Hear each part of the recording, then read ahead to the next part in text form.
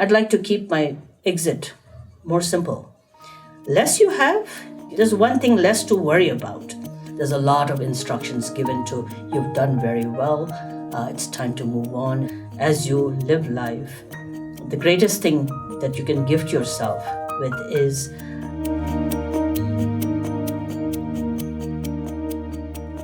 in many of the teachings, it says that regret and anger and attachment are the most destructive emotions for anyone when they experience death. So therefore, even if you're not doing any formal practice or teaching, to really work with these emotions is going to be very helpful. Now, if you look at lessening attachment and fixations, many people sort of say, oh, I can't drop everything and I can't become a renunciate and so forth. That's not what we're talking about.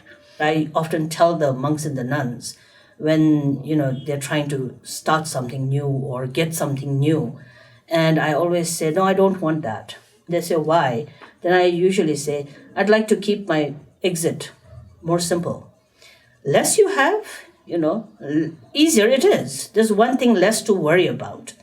So it doesn't have to be giving away everything, but you can definitely also declutter a little bit and simplify things, especially as you get on and you are, going through the process of life. And if you've lived life quite long, then you know how much time you might have left. So at the time of death, letting go of fixation and grasping, that becomes very difficult. So orient your life in such a way that you're working with this so that you have things, but you're not so overly attached to them. It's going to make passing on a lot more easier. Then second is anger, resentment, and grudges. As you live life, the greatest thing that you can gift yourself with is have less grudges, have less resentment. It's a process. It's not easy. It's easy for me to talk about it, but when you actually experience it's very, very difficult. I understand that. But it's something that we all need to work with.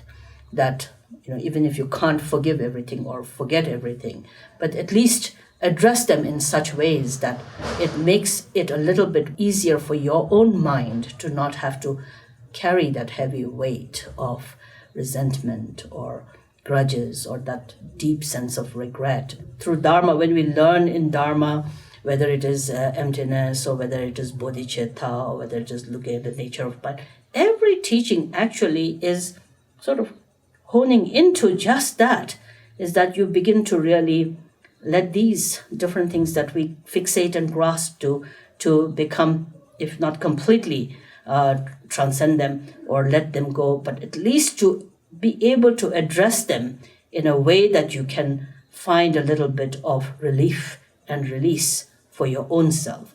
These then in the end, I think when one does experience a moment of death, I think letting go of anger and letting go of that fixation and attachment, those are very important. That's why even in guiding people in experiencing death, if you look at the teachings and the practices, there's a lot of instructions given to you've done very well.